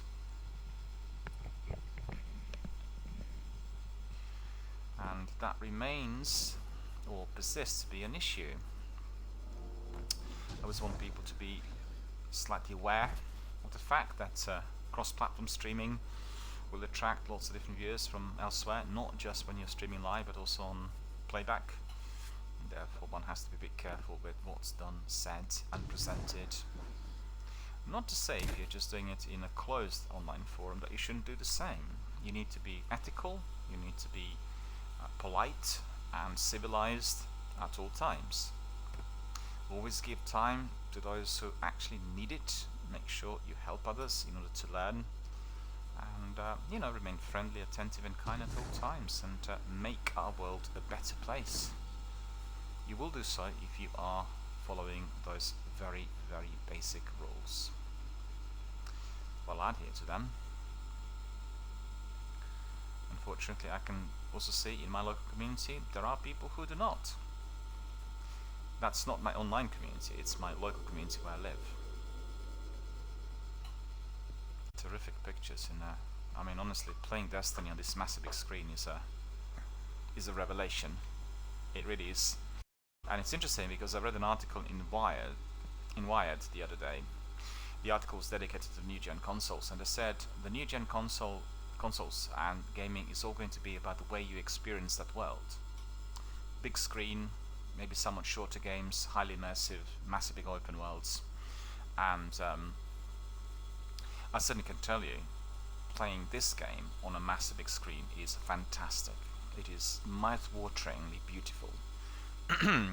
Not to say that the game doesn't look good on my Android, but still, the actual overall, you know, immersive experience where you are fully part of this world is overly amplified if you are doing it on the screens which are 50 to 60 inch plus, preferably 80 or 90. Right, mine is not 90, but you know, 55 does it for me. And if I had a 90-inch screen, I think there will be some difficulty in that TV set being fitted in here where I am. But nevertheless, bigger the better. Also, its refresh rate in Bravia is fantastic, so I've got no lags, delays or motion blurs or anything else. It's really incredible. Right, so we've found the flag. The flag's there. And you know what? Before I pick it up, I'll have my snack. Oh, I see. That's not the flag. This is Ex-Stranger. So we do want to talk to Eris. Let's see what she says. Remember, if you come back, you got to talk to her and to Drifter. You do want to find out what they have to say, and they'll talk to each other. So watch this space. Watch this.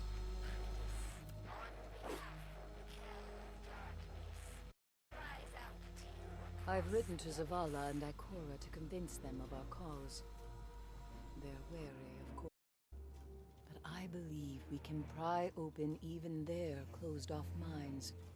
We must, if we're to stand against what's to come. Osiris has done much to pave our way. Many do not reject his ideas as they once did. I sent a message to him as well, though I doubt he read it. I'd rather not contemplate as to why.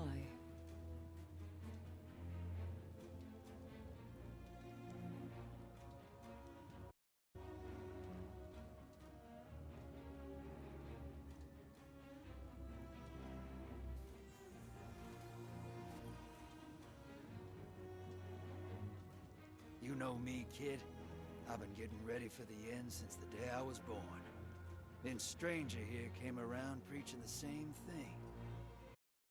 You ever get antsy when people tell you exactly what you want to hear? No one's making you stay. Yeah. I'm just gabbing.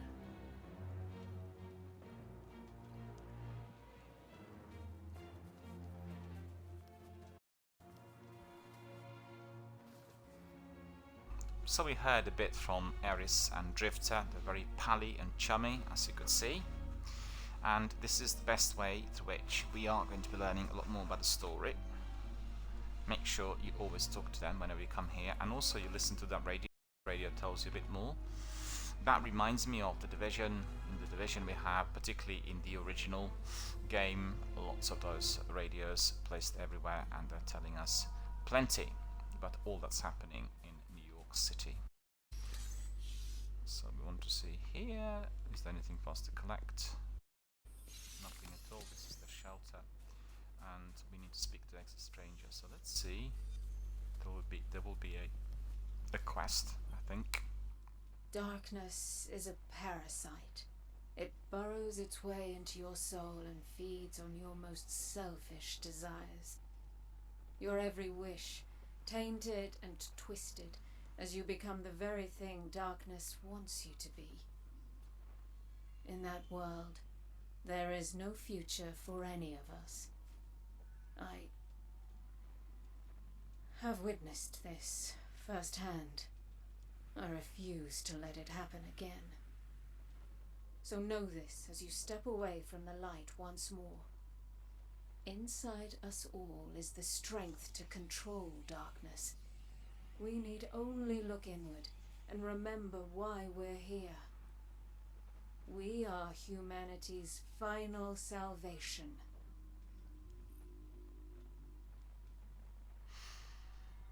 We are humanity's final salvation, we hear from Exit Stranger, so beyond light. The stranger seems pleased as you hand her the splinter you retrieve from Praxis. You made progress in dismantling Aramis's Dark Council and also shown that so far you have a good handle on resisting the temptations of the darkness. But the journey is not over yet. In order to wield stasis against the Kell darkness, you must achieve perfect control of the power flowing within you. The Exit Stranger has seen what happens to Guardians who lack this discipline, but refuses to explain herself just yet. She hands you back your splinter, now enhanced by Praxis. You are ready for the next stage of stasis. Attune your enhanced splinter of darkness at the ziggurat in beyond.